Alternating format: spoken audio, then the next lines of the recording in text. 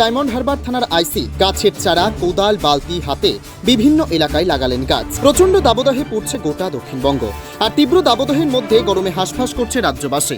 বারে বারে বলা হচ্ছে বেশি করে গাছ লাগান যাতে পরিবেশ ও আপনি নিজে বাঁচতে পারেন। আর তাই সাত সকালে ডায়মন্ড হারবার থানার আইসি শুভাশিস ঘোষ থানার অন্যান্য অফিসারদের নিয়ে থানার চত্বর সহ বিভিন্ন জায়গায় বৃক্ষরোপণ করলেন।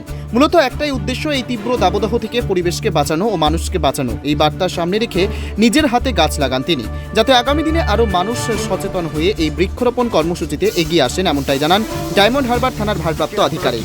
আজকে আমরা এটাই মেসেজ দিতে চাইছি যে এরকম গাছ প্রত্যেককেই বৃক্ষরোপণ করতে হবে, কাটা চলবে না। কারণ এই যে বিশ্ব তাপদাহে যে মানুষ যে জ্বলে পুড়ে আগুনে একটা খাই হয়ে যাচ্ছে, সেই হিসাবে একটা বিষয় সেই মেসেজটা আমরা দিতে চাইছি যে তাপদাহ এই কারণেই বাড়ছে, গাছ যেহেতু কমে গেছে, তাই গাছ পরিবেশ বাড়াতে হবে।